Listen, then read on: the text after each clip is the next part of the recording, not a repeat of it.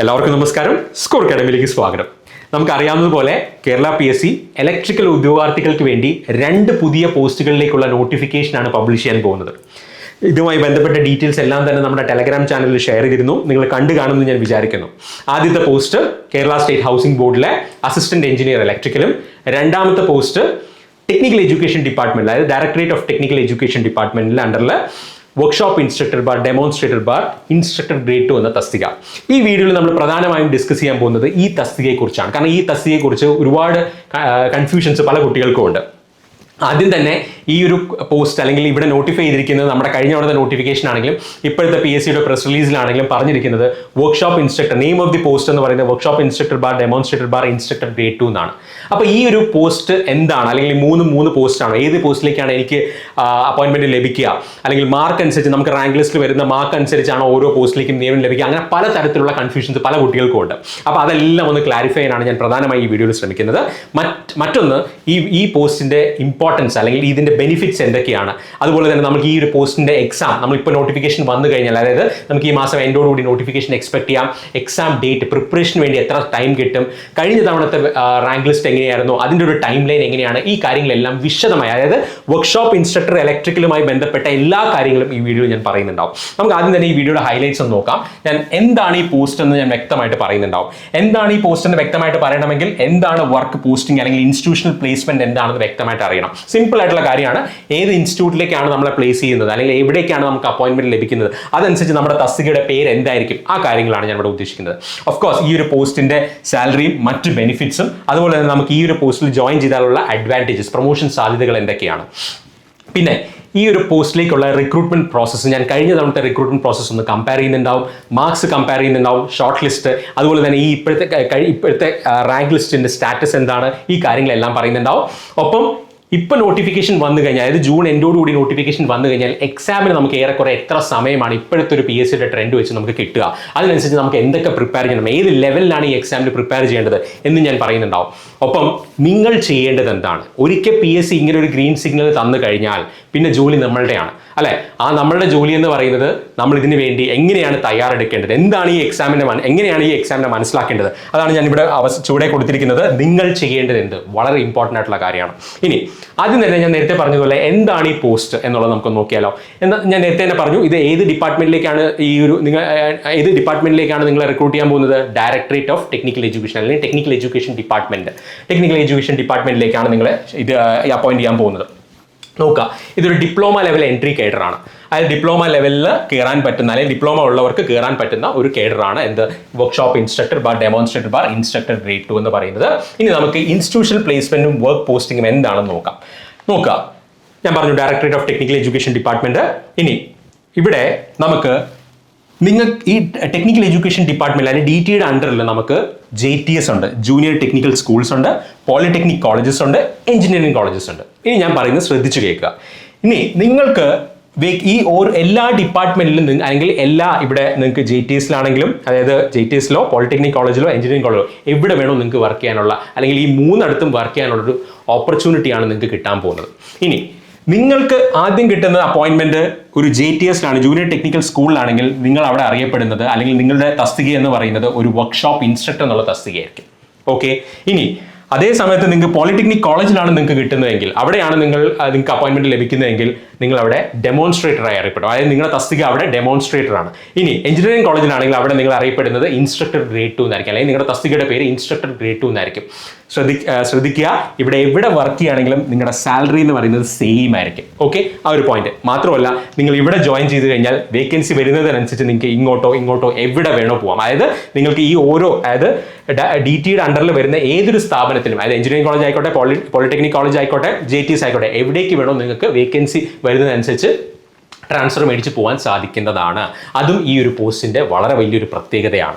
Okay, അതിന്റെ അഡ്വാൻറ്റേജും ഞാൻ വഴിയെ പറയുന്നുണ്ടാവും. ആ ഒരു പോയിന്റ് ക്ലിയർ ആണല്ലോ. അപ്പൊ ഇതാണ് ഈ ഒരു അപ്പൊ ഇങ്ങനെ പേര് വരാൻ കാരണം എന്താ, നിങ്ങൾ എവിടെയാണോ നിങ്ങൾക്ക് അപ്പോയിന്റ്മെന്റ് ലഭിക്കുന്നത്, അല്ലെങ്കിൽ എവിടെയാണോ നിങ്ങൾ ജോലി ചെയ്യുന്നത്, അതനുസരിച്ച് നിങ്ങളുടെ തസ്തികയുടെ പേര് ഇതായിരിക്കും, workshop instructor, demonstrator, instructor grade 2. അതൊരു അർത്ഥത്തിൽ പറഞ്ഞാൽ ഇതെല്ലാം ഒന്ന് തന്നെയാണ്. പക്ഷേ എന്താണ്, നിങ്ങൾ എവിടെ വർക്ക് ചെയ്യുന്നു അതനുസരിച്ച് നിങ്ങളുടെ തസ്തികയുടെ പേര് മാറുന്നുണ്ടാകും. എടുത്തു പറയേണ്ട ഒരു കാര്യം എന്താണ്, എവിടെ വർക്ക് ചെയ്യുകയാണെങ്കിലും സെയിം സാലറി ആയിരിക്കും. അത് നിങ്ങൾ ടെൻഷൻ അടിക്കേണ്ട ആവശ്യമില്ല. ഓക്കെ, ആ ഒരു കാര്യം കൂടെ ഓർക്കുക. ഇനി നമ്മുടെ പി എസ് സി ഇപ്പൊ നമുക്ക് തന്ന ഇന്റിമേഷൻ എന്താണ് നോക്കുക. പ്രസിദ്ധീകരണത്തിന് എന്ന് പറഞ്ഞ് 2026 ജൂൺ 8 ചേർന്ന കമ്മീഷൻ യോഗ തീരുമാനം. ഇത് നമ്മൾ നമ്മുടെ ടെലഗ്രാം ചാനൽ അപ്പം തന്നെ ഇത് പബ്ലിക്കലി അവൈലബിൾ ആയപ്പോൾ തന്നെ നമ്മുടെ ടെലഗ്രാം ചാനലിൽ ഷെയർ ചെയ്തിരുന്നു. എന്താണ് പറഞ്ഞിരിക്കുന്നത്? ഈ ജനറൽ റിക്രൂട്ട്മെന്റ് സംസ്ഥാനതലം, അതായത് സംസ്ഥാനതല റിക്രൂട്ട്മെന്റിൽ ഈ മൂന്നാമത്തെ പോയിന്റും 7ാമത്തെ പോയിന്റ് നിങ്ങൾ നോക്കുക. മൂന്നാമത്തെ point Kerala state housing board assistant engineer electrical, അതുപോലെ തന്നെ സാങ്കേതിക വിദ്യാഭ്യാസ വകുപ്പ് workshop instructor bar demonstrator bar instructor grade 2 draughtsman grade 2 in electrical engineering. ഇപ്പൊ എന്താണ് ഈ തസ്തികയുടെ പേര്, അതെങ്ങനെ എന്തുകൊണ്ട് ഇങ്ങനെ വന്നു എന്നുള്ളത് ക്ലിയർ ആയല്ലോ. ഓക്കെ, ആ ഒരു കാര്യം കൂടി നിങ്ങൾക്ക് ക്ലിയർ ആയെന്ന് വിചാരിക്കുന്നു. ഇനി അടുത്തത് നമ്മുടെ കഴിഞ്ഞ തവണത്തെ നോട്ടിഫിക്കേഷൻ എങ്ങനെയായിരുന്നു, 2022 ഈ നോട്ടിഫിക്കേഷൻ എങ്ങനെയായിരുന്നു എന്നുള്ളത് നോക്കാം. ഗസറ്റ് ഡേറ്റ് വരുന്നത്, ഡേറ്റ്സ് ഒന്ന് നോക്കുക. കാരണം ഈ ഡേറ്റ്സ് ഒന്ന് വ്യക്തമായിട്ട് നിങ്ങൾ മനസ്സിലാക്കുക. ഞാനൊരു ടൈം ലൈനും കാണിക്കുന്നത്, നമുക്ക് എത്ര സമയം കിട്ടും പഠിക്കാൻ എന്നുള്ള കാര്യം കൂടെ നിങ്ങൾ ഓർക്കുക. നോക്കുക, കാറ്റഗറി നമ്പർ ഇതായിരുന്നു, ഇവിടെ കണ്ടോ, ഡിപ്പാർട്ട്മെന്റ് ഇതായിരുന്നു, നെയിം ഓഫ് ദി പോസ്റ്റ് കണ്ടോ, വർക്ക്ഷോപ്പ് ഇൻസ്ട്രക്ടർ അല്ലെങ്കിൽ demonstrator bar instructor grade 2 in electrical engineering. അപ്പോൾ ഇതെന്താണ് ഈ തസ്തിക ഇങ്ങനെ ഒരു പേര് വരാൻ, അല്ലെങ്കിൽ പോസ്റ്റിന് ഇങ്ങനെ ഒരു പേര് വരാൻ കാരണം എന്നുള്ളത് വ്യക്തമായെന്ന് ഞാൻ വിചാരിക്കുന്നു. എവിടെയാണോ നിങ്ങൾ വർക്ക് ചെയ്യുന്നത് അതനുസരിച്ച് നിങ്ങളുടെ തസ്തികയുടെ പേര് മാറുന്നുണ്ടാവും, അത്രയേ ഉള്ളൂ. ഓക്കെ, അപ്പൊ ഇനി മറ്റു കാര്യങ്ങൾ എന്താണ്? സ്കെയിൽ ഓഫ് പേ എക്സാക്ട്, അതായത് നമ്മുടെ ഒരു ഗ്രോസ് പേ ഇപ്പൊ നിങ്ങൾ ജോയിൻ ചെയ്യണം, അല്ലെങ്കിൽ ഈ അടുത്ത വർഷം നിങ്ങൾ ജോയിൻ ചെയ്യണം, നിങ്ങൾക്ക് എത്രയായിരിക്കും ഗ്രോസ് പേ കിട്ടുക, ഇൻ ഹാൻഡ് സാലറി എത്ര കിട്ടും, അതായത് ഡിഡക്ഷൻസ് എല്ലാം കഴിഞ്ഞ് ഇൻ ഹാൻഡ് എത്ര കിട്ടും എന്നെല്ലാം ഞാൻ ഈ വീഡിയോയിൽ ഉൾപ്പെടുത്തിയിട്ടുണ്ട്. നമുക്ക് നോക്കാം. കഴിഞ്ഞ തവണ വേക്കൻസീസ് നോട്ടിഫിക്കേഷൻ വന്നപ്പോൾ ഉണ്ടായിരുന്ന വേക്കൻസീസ് എന്ന് പറയുന്നത് 31 വേക്കൻസി ആയിരുന്നു. എന്നാൽ ഇതിനേക്കാൾ ഒരുപാട് മടങ്ങ്, അതായത് ഇതിനേക്കാൾ ഒരുപാട് കൂടുതൽ, അതായത് 88ഓളം അഡ്വൈസസ് ആണ് കഴിഞ്ഞ തവണ ഈ റാങ്ക് ലിസ്റ്റിൽ നിന്ന് പോയത്. നോട്ടിഫിക്കേഷൻ വന്നപ്പോൾ 31 ഉണ്ടായിരുന്നുള്ളൂ, എന്നാൽ 88 അഡ്വൈസ് വരെ പോയിട്ടുണ്ട്. അതിന്റെ ഡീറ്റെയിൽസും ഞാൻ ഷെയർ ചെയ്യുന്നുണ്ടാവും. ഓക്കെ, ഇനി അടുത്ത് നോക്കുക. ഇവിടെ സ്കെയിൽ ഓഫ് പേ ഞാൻ പറഞ്ഞു. ഏജ് ലിമിറ്റ് കഴിഞ്ഞ തവണ 18 മുതൽ 36 ആയിരുന്നു. ഇത്തവണ നമുക്ക് അറിയാവുന്ന പോലെ PSCയുടെ ഏജ് ലിമിറ്റ് കൂട്ടിയിട്ടുണ്ട്. അതുകൊണ്ട് തന്നെ ജനറൽ കാറ്റഗറിക്കാർക്ക് അപ്പർ ഏജ് ലിമിറ്റ് എന്ന് പറയുന്നത് 40 ഇയേഴ്സ് ആയിരിക്കും. OBC മറ്റ് റിസർവേഷൻ ഒക്കെ ഉള്ള ആൾക്കാർക്ക് അതിനനുസരിച്ചുള്ള ഏജ് റിലാക്സേഷൻ ഉണ്ടായിരിക്കുന്നതാണ്, എല്ലാ പോസ്റ്റിലും ഉള്ളതുപോലെ തന്നെ. ഇനി ക്വാളിഫിക്കേഷൻ, മിനിമം ക്വാളിഫിക്കേഷൻ എന്ന് പറയുന്നത് 3 ഇയർ ഡിപ്ലോമയാണ്. ആ ഡിപ്ലോമ നിങ്ങൾക്ക് ഇലക്ട്രിക്കൽ എഞ്ചിനീയറിംഗിലോ ഇലക്ട്രിക്കലിലോ ഡിപ്ലോമ 3 ഇയർ ഡിപ്ലോമ ഉണ്ടെങ്കിൽ നിങ്ങൾക്ക് ഈ തസ്തികയിലേക്ക് അപ്ലൈ ചെയ്യാൻ സാധിക്കും. എഗെയിൻ ഒരു കാര്യം കൂടി ഉണ്ട്, എലിജിബിലിറ്റി ഓഫ് ബിടെക്കാർക്ക് അപ്ലൈ ചെയ്യാം, അതായത് ഹയർ ക്വാളിഫിക്കേഷൻ ഉള്ളവർക്ക് അപ്ലൈ ചെയ്യാം. ഇനി കഴിഞ്ഞ തവണത്തെ ഈ ഒരു കാറ്റഗറി നമ്പർ വൈസ് നടന്ന റിക്രൂട്ട്മെന്റ് പ്രോസസ്സും അതിന്റെ ടൈം ലൈനും ഞാനൊന്ന് കാണിക്കാം. അതിൽ നമുക്ക് ഒരുപാട് കാര്യങ്ങൾ മനസ്സിലാക്കാനുണ്ട്. ഞാൻ നേരത്തെ പറഞ്ഞതുപോലെ നിങ്ങൾ എന്താണ് ചെയ്യേണ്ടതെന്ന് നിങ്ങൾ തീരുമാനിക്കേണ്ടത് ഇനി പറയുന്ന കാര്യത്തിൽ നിന്നാണ്. നോക്കുക, കണ്ടോ, 2022 ഡിസംബറിൽ, അതായത് 2023 ആദ്യം എന്ന് നമുക്ക് പറയാം, അപ്പോഴാണ് ഗസറ്റ് നോട്ടിഫിക്കേഷൻ വന്നത്. ഏകദേശം 14,583 പേരാണ് ആദ്യം അപ്ലൈ ചെയ്തിരുന്നത്. ഇനി നോട്ടിഫിക്കേഷൻ വന്ന് ഞാൻ പറഞ്ഞു 2022 ഡിസംബറിലാണ്, അതായത് 2023 ആദ്യമാണ്. 2023 ആദ്യം മുതൽ, അതായത് 1-ാം മാസം മുതൽ ഈ എക്സാം നടക്കുന്നത്, കേരള PSCയുടെ OMR പരീക്ഷ നടക്കുന്നത് 16/6/2023 അതായത് നോട്ടിഫിക്കേഷൻ വന്നത് തൊട്ട് എക്സാം നടന്നത് വരെ 6 മാസത്തെ സമയമേ നമുക്ക് കിട്ടിയിട്ടുള്ളൂ. അത് നിങ്ങളുടെ മനസ്സിലുണ്ടായിരിക്കണം. അതൊരു പോയിന്റ്. 6 മാസത്തെ സമയമാണ് നോട്ടിഫിക്കേഷൻ മുതൽ ഈ OMR പരീക്ഷ വരെ ഉള്ളത്. അതിനുശേഷം PSCയുടെ ജോലി വൃത്തിയായിട്ട് വെടിപ്പായിട്ട് ചെയ്യുന്നുണ്ട്. നിങ്ങളുടെ ജോലി എന്ന് പറയുന്നത് വൃത്തിയായിട്ട് പഠിക്കുക എന്നുള്ളതാണ്. അതാണ് നിങ്ങൾ ഇവിടെ നിന്ന് മനസ്സിലാക്കേണ്ടത്. 6 മാസം കഴിഞ്ഞ് എക്സാം നടത്തി, 6 മാസം സമയം തന്നിട്ടുണ്ട് PSC പഠിക്കാനായിട്ട്. അത് കഴിഞ്ഞ് ഏകദേശം 6 മാസം ആയപ്പോൾ തന്നെ നോക്കുക, 16/6/18/12 തന്നെ ഷോർട്ട് ലിസ്റ്റ് പബ്ലിഷ് ചെയ്തു. PSCയുടെ ജോലി വൃത്തിയായിട്ട് ചെയ്തിട്ടുണ്ട്. ഇനി ഷോർട്ട് ലിസ്റ്റ് വന്നു. മെയിൻ ലിസ്റ്റ് ഉൾപ്പെട്ട ലാസ്റ്റ് ആളുടെ മാർക്ക് എന്ന് പറയുന്നത് 53.67 മാർക്കാണ് പറഞ്ഞിരിക്കുന്നത്. ഓക്കെ, ഇത് ഷോർട്ട് ലിസ്റ്റിന്റെ കാര്യമാണ് പറഞ്ഞിരിക്കുന്നത്. അതിനുശേഷം ഇന്റർവ്യൂ ഉള്ള ഒരു പോസ്റ്റാണ്. ഏത് വർക്ക്ഷോപ്പ് ഇൻസ്ട്രക്ടർ എന്ന് പറയുന്നത് ഇന്റർവ്യൂ നടത്തുന്ന ഒരു പോസ്റ്റാണ്. ഇന്റർവ്യൂ 2024 മാർച്ചിൽ തന്നെ നടത്തിയിട്ടുണ്ട്. ഡിസംബറിൽ ഷോർട്ട് ലിസ്റ്റ് വന്നു, വെരിഫിക്കേഷൻ എല്ലാം കഴിഞ്ഞു. അത് കഴിഞ്ഞ് മാർച്ച് ആയപ്പോഴത്തേക്കും ഇന്റർവ്യൂ നടത്തി. കൃത്യം 1 മാസം കഴിഞ്ഞപ്പോഴത്തേക്കും എന്തായി, 1 മാസം പോലും ഉണ്ടായിരുന്നില്ല. കാരണം March 20 എൻ്റെ ഓർമ്മ ശരിയാണെങ്കിൽ March 20 ഇന്റർവ്യൂ ഡേറ്റ്സ് ഉണ്ടായിരുന്നത്. കറക്റ്റ് 1 മാസം ആവുന്നതിനുള്ളിൽ തന്നെ എന്ത് ചെയ്തു, Kerala PSC rank list publish ചെയ്തു. 15/4/2024 റാങ്ക് ലിസ്റ്റ് പബ്ലിഷ് ചെയ്തു. ഇനി ശ്രദ്ധിക്കേണ്ട ഒരു കാര്യം, 15/4/2024 റാങ്ക് ലിസ്റ്റ് പബ്ലിഷ് ചെയ്തിട്ടുണ്ടെങ്കിൽ 25, 26, 27 വരെ റാങ്ക് ലിസ്റ്റ് ഉണ്ടാവേണ്ടതാണ്. എന്നാൽ മെയിൻ ലിസ്റ്റിലുള്ള എല്ലാവർക്കും അപ്പോയിന്റ്മെന്റ് പോയി, അല്ലെങ്കിൽ എല്ലാവർക്കും അഡ്വൈസ് പോയത് കൊണ്ട് തന്നെ 20/3/2026 ഈ റാങ്ക് ലിസ്റ്റ് ക്യാൻസൽ ചെയ്തിട്ടുണ്ട്. PSCയിൽ നിങ്ങൾ നോക്കി വെബ്സൈറ്റിൽ കയറി കഴിഞ്ഞാൽ നിങ്ങൾക്ക് ഇതിന്റെ സ്റ്റാറ്റസ് കിട്ടും. 20/3/2026 ഇതിന്റെ റാങ്ക് ലിസ്റ്റിന്റെ കാലാവധി അവസാനിച്ചു. അതായത് ഈ റാങ്ക് ലിസ്റ്റിൽ നിന്ന് മൊത്തം 88 അഡ്വൈസ് പോയിട്ടുണ്ട്. 31 വേക്കൻസി ആയിരുന്നു റിപ്പോർട്ട് ചെയ്തിരുന്നത്, 88 അഡ്വൈസ് പോയിട്ടുണ്ട്. ഇനി ഇത്രയും കാര്യങ്ങൾ ക്ലിയർ ആണോ? അപ്പൊ നിങ്ങളൊരു കാര്യം മനസ്സിലാക്കേണ്ടത്, 6 മാസം പ്രിപ്പയർ ചെയ്യാൻ സമയം കിട്ടി. 6 മാസത്തിനുള്ളിൽ ഷോർട്ട് ലിസ്റ്റ് വന്നു. അത് കഴിഞ്ഞ് ഏകദേശം നോട്ടിഫിക്കേഷൻ വന്നത് മുതൽ റാങ്ക് ലിസ്റ്റ് വരുന്നത് വരെ ഏകദേശം 1 വർഷവും 4 മാസമേ സമയം എടുത്തിട്ടുള്ളൂ. ആ കാര്യം നിങ്ങളുടെ മനസ്സിലുണ്ടാവണം. അപ്പോൾ വളരെ പെട്ടെന്ന് പി എസ് സിയുടെ കാര്യം ചെയ്യുന്നുണ്ട്, പക്ഷേ ഈ റാങ്ക് ലിസ്റ്റ് ഉൾപ്പെടണമെങ്കിൽ നിങ്ങൾ നിങ്ങളുടെ വർക്ക് വൃത്തിയായിട്ട് ചെയ്യണം. ആ ഒരു പോയിന്റ് ക്ലിയർ ആണല്ലോ? നോക്കുക, ഞാനൊരു ഡീറ്റെയിൽസ് ഇട്ടിട്ടുണ്ട്. ടോട്ടൽ അഡ്വൈസ് 88 പേര്. Date of cancellation or exhaustion of rank list എന്ന് പറയുന്നത് എന്താണ്? 20/3/2026 മെയിൻ ലിസ്റ്റിലുള്ള എല്ലാവർക്കും അഡ്വൈസ് പോയിട്ടുണ്ട്. അതുകൊണ്ട് തന്നെ ഈ റാങ്ക് ലിസ്റ്റ് ക്യാൻസൽ ചെയ്തു. അതുകൊണ്ട് തന്നെയാണ് ഇപ്പോൾ പുതിയ നോട്ടിഫിക്കേഷൻ വന്നിരിക്കുന്നത്. ആ ഒരു കാര്യം കൂടി നോക്കുക. അപ്പോൾ ഇത്രയും കാര്യങ്ങൾ ക്ലിയർ ആണ്. ഇനി അടുത്തത്, എന്തുകൊണ്ട് ഈ പോസ്റ്റിലേക്ക് നിങ്ങൾ പഠിക്കണം? എന്താണ് ഈ പോസ്റ്റിന്റെ പ്രത്യേകത നോക്കുക. ഞാൻ നേരത്തെ പറഞ്ഞു എന്തുകൊണ്ട് വർക്ക്ഷോപ്പ് ഇൻസ്ട്രക്ടർ. ഞാൻ പറഞ്ഞു ഡിപ്ലോമയോ ബിടെക്കോ കഴിഞ്ഞ ഒരു സ്റ്റേബിൾ കരിയർ ആവശ്യമുള്ള എല്ലാവരെ സംബന്ധിച്ചോളം ഇതൊരു ഗോൾഡൻ ഓപ്പർച്യൂണിറ്റിയാണ്. നിങ്ങളുടെ ഡ്രീം ജോബ് എന്തോ ആയിക്കോട്ടെ. ഡ്രീം ജോബ് ചിലപ്പോൾ നിങ്ങൾക്ക് KCB സബ് എഞ്ചിനീയർ ആയിരിക്കും, അല്ലെങ്കിൽ അസിസ്റ്റന്റ് എഞ്ചിനീയർ ആയിരിക്കും, ആയിക്കോട്ടെ. പക്ഷേ ഇത് ആദ്യം വന്നു, ഇതിനു വേണ്ടി പഠിക്കുക, പഠിച്ചുകൊണ്ടേ ഇരിക്കുക. വരുന്ന ഈ നിങ്ങൾ ആ പഠനത്തിൽ വഴിയെ വരുന്ന എല്ലാ എക്സാമും എഴുതുക, എല്ലാ റാങ്ക് ലിസ്റ്റിലും കയറി കൂടുക. ഒരുപാട് ഓപ്ഷൻസ് നിങ്ങൾക്ക് കിട്ടും. ആ രീതിയിൽ വേണം പ്രിപ്പറേഷൻ നടത്താനായിട്ട്. അല്ലാതെ ഒരു പരീക്ഷയ്ക്ക് വേണ്ടി കുറച്ച് പഠിക്കുക, അടുത്ത നോട്ടിഫിക്കേഷൻ വരുമ്പോൾ അടുത്തതിന് വേണ്ടി പഠിക്കുക. അങ്ങനെ ചെയ്യുന്നവർക്ക് വളരെ കാലതാമസം എടുത്ത് മാത്രമേ ഒരു ജോലിയിലേക്ക് എത്താൻ പറ്റുള്ളൂ. ചിലപ്പോൾ എത്താൻ പറ്റില്ല എന്നും വരും. കൺസിസ്റ്റന്റ് ആയിട്ട് പഠിച്ചുകൊണ്ടിരിക്കുക, വഴിയിൽ വരുന്ന എല്ലാ എക്സാമും എഴുതാൻ ശ്രമിക്കുക, മൾട്ടിപ്പിൾ റാങ്ക് ലിസ്റ്റിൽ കയറി കൂടുക. അപ്പോൾ ഒരുപാട് ഓപ്ഷൻസ്, ഒരുപാട് ചോയ്സസ് നിങ്ങൾക്ക് കിട്ടും. ഇനി എന്തുകൊണ്ട് വർക്ക്ഷോപ്പ് ഇൻസ്ട്രക്ടർ നോക്കുക. നിങ്ങൾക്ക് അറിയാവുന്ന പോലെ ഒരു സ്റ്റേറ്റ് ഗവൺമെന്റ് ജോലിയാണ്, DTയുടെ അണ്ടറിൽ വരുന്നതാണ്. ഞാൻ നേരത്തെ പറഞ്ഞ പോലെ 3 തരത്തിലുള്ള സ്ഥാപനങ്ങളിൽ നിങ്ങൾക്ക് വർക്ക് ചെയ്യാൻ സാധിക്കും. അതൊരു ഓപ്പർച്യൂണിറ്റിയാണ്. രണ്ടാമത് സാലറി എന്ന് പറയുന്നത് 41K to 87K ആണ് ഇതിന്റെ സാലറി റേഞ്ച്. ഞാൻ എക്സാക്ട് സാലറി കാണിക്കുന്നുണ്ടാവും. എഗെയിൻ അലവൻസ്, ഡയറക്ഷൻസ്, പോസ്റ്റിങ്ങിനനുസരിച്ചൊക്കെ നിങ്ങൾക്ക് മാറുന്നുണ്ടാവും. എഗെയിൻ അടുത്തത് ലോങ് ടേം സ്റ്റെബിലിറ്റി. നിങ്ങൾക്ക് എക്സാം പ്രിപ്പയർ ഇതെന്ന് പറയുന്നത് നിങ്ങൾക്ക് അറിയാവുന്ന വർക്ക്ഷോപ്പുമായി ബന്ധപ്പെട്ട അല്ലെങ്കിൽ വർക്ക്ഷോപ്പിലെ എക്സ്പീരിയൻസ്, പ്രാക്ടിക്കൽ എക്സ്പീരിയൻസുമായിട്ടൊക്കെ ബന്ധപ്പെട്ട ജോലിയാണ്. അതുകൊണ്ട് തന്നെ നിങ്ങൾക്ക് പുതിയ ഒരുപാട് കാര്യങ്ങൾ പഠിക്കാൻ പറ്റും. നിങ്ങൾക്ക് എക്സാംസ് വേണ്ടി പ്രിപ്പയർ ചെയ്യാനുള്ളൊരു സമയം കിട്ടും. ആ കാര്യങ്ങളെല്ലാം ഒന്ന് മനസ്സിലാക്കാം. മാത്രമല്ല ഇവിടെ ഇരുന്നുകൊണ്ട് തന്നെ നിങ്ങൾക്ക് നിങ്ങൾക്ക് പ്രൊമോഷൻ കിട്ടുകയാണെങ്കിൽ വർക്ക്ഷോപ്പ് ഫോർമാൻ ആവാനുള്ള ഒരു ഓപ്പർച്യൂണിറ്റി ഉണ്ട്. നിങ്ങൾക്ക് ഹയർ ക്വാളിഫിക്കേഷൻ ഉണ്ടെങ്കിൽ മറ്റ് പോസ്റ്റുകൾക്ക് പ്രിപ്പയർ ചെയ്യാനുള്ളൊരു സമയമുണ്ട്. ഇതെല്ലാം ഈ ഒരു ജോബിൻ്റെ ഒരു അട്രാക്ഷനാണ്. ഇനി മനസ്സിലാക്കും. പിന്നെ ഏതൊരു കാര്യമാണെങ്കിലും ഞാൻ എടുത്തു പറയേണ്ട ഒരു കാര്യം, നിങ്ങളിവിടെ എത്ര ലീവ് കിട്ടുന്നു, അല്ലെങ്കിൽ നിങ്ങൾക്ക് വർക്ക് ലോഡ് കുറവാകുന്നതിനേക്കാൾ അല്ലെങ്കിൽ അങ്ങനെ ചിന്തിക്കുന്നതിനേക്കാൾ നിങ്ങൾ ആലോചിക്കേണ്ടത് നിങ്ങൾ ഇവിടെ ഈ ഒരു ജോബ് എൻജോയ് ചെയ്യുമോ, ഇവിടെ നിന്ന് നിങ്ങൾക്ക് കൂടുതൽ കാര്യങ്ങൾ പഠിക്കാൻ പറ്റുമോ. ആ അവസരത്തെയാണ് നിങ്ങൾ എപ്പോഴും ഒരു ജോലി തിരഞ്ഞെടുക്കും. കാരണം ജോലി കിട്ടുന്നവരെ നമ്മൾ ജോലി കിട്ടുന്നതിനെ കുറിച്ചായിരിക്കും ടെൻഷൻ അടിക്കുക. ജോലി കിട്ടിക്കഴിയുമ്പോൾ നമ്മൾ ആ ജോലി ഇഷ്ടപ്പെട്ടില്ലെങ്കിൽ നമുക്ക് നമ്മുടെ ലൈഫ് കുറച്ച് ബുദ്ധിമുട്ടായിട്ട് മാറും. അപ്പോൾ അതുകൊണ്ട് ഈ പോസ്റ്റിന്റെ കാര്യങ്ങളെല്ലാം ഒന്ന് മനസ്സിലാക്കി ഇതിനു വേണ്ടി പഠിക്കുക.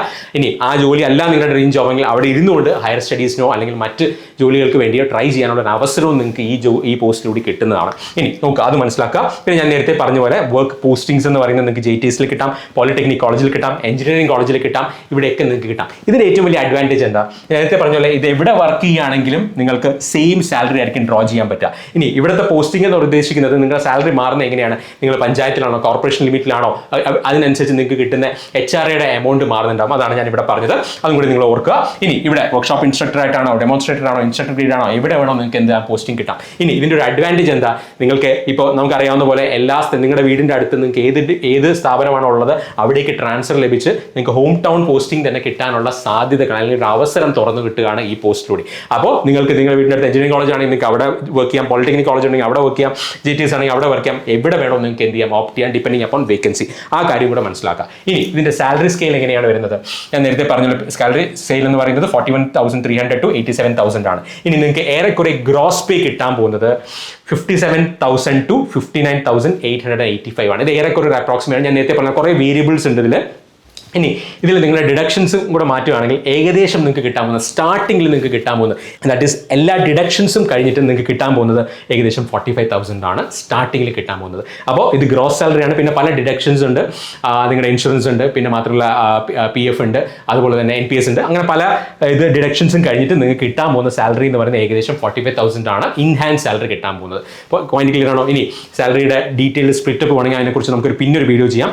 ഇത്രയുമാണ് നിങ്ങൾക്ക് കിട്ടുന്ന ബെനിഫിറ്റ്സ് എന്ന് പറയുന്നത്. അപ്പോൾ ഈ ഒരു കാര്യം നിങ്ങൾ മനസ്സിലാക്കുക. ഇത് ഇത്രയും നിങ്ങൾക്ക് ഇതിൽ കിട്ടുന്ന ഈ ഒരു പോസ്റ്റിൽ കിട്ടുന്ന അഡ്വാൻറ്റേജസ് ആണ്. അതൊന്ന് മനസ്സിലാക്കുക. പോയിന്റ് ക്ലിയർ ആണല്ലോ? അപ്പോൾ ഇത് നിങ്ങളുടെ ഡ്രീം ജോബ് ആണോ, അല്ലെങ്കിൽ ഇത് നിങ്ങൾക്ക് കിട്ടിക്കഴിഞ്ഞാൽ നിങ്ങളുടെ ലൈഫ് സ്റ്റേബിൾ ആവും, നിങ്ങളുടെ സെക്യൂർ ആകുമെന്ന് നിങ്ങൾക്ക് തോന്നുകയാണെങ്കിൽ കണ്ണു അടച്ചിരുന്ന് പഠിച്ചോ, നന്നായിട്ടിരുന്ന് പഠിച്ചോ. കാരണം അധികം സമയം കിട്ടില്ല. 6 months ആയിരിക്കും നമുക്ക് കിട്ടുക. 6 to 8 months എക്സാം എന്തായാലും ഇപ്പോൾ PSC നടത്തുന്നുണ്ട്. അതനുസരിച്ച് തന്നെ നിങ്ങൾ മൈൻഡ് സെറ്റ് ആക്കുക, ഇന്ന് തൊട്ട് പഠിച്ചു തുടങ്ങുക. പോയിന്റ് ക്ലിയർ ആണല്ലോ? അപ്പോൾ സാലറിയുടെ കാര്യം ഞാൻ പറഞ്ഞു. ഇനി അടുത്തത് നിങ്ങൾ ചെയ്യേണ്ടത് എന്താണ്? ആദ്യം തന്നെ ഇത് വളരെ ഇമ്പോർട്ടൻ്റ് ആയിട്ടുള്ള കാര്യമാണ്. പല ആൾക്കാരും ഇത് എക്സാം അടുക്കുമ്പോഴായിരിക്കും ഇത് ചെയ്യുന്നത്. അതുകൊണ്ടാണ് ഞാൻ ഇപ്പോഴേ ഇത് പറഞ്ഞത്. നിങ്ങൾ ചെയ്യേണ്ട കാര്യം എന്താ? എക്സാമിനെ മനസ്സിലാക്കുക. സിലബസ് എന്താണെന്ന് മനസ്സിലാക്കുക, ക്വസ്റ്റ്യൻസിൻ്റെ ലെവല്, കഴിഞ്ഞ തവണത്തെ ക്വസ്റ്റ്യൻ പേപ്പർ നോക്കുക, ഇപ്പോൾ ചോദിക്കുന്ന ക്വസ്റ്റ്യൻസിൻ്റെ ലെവൽ നോക്കുക, വ്യക്തമായിട്ട് സിലബസും ക്വസ്റ്റ്യൻസിൻ്റെ ലെവൽ മനസ്സിലാക്കുക.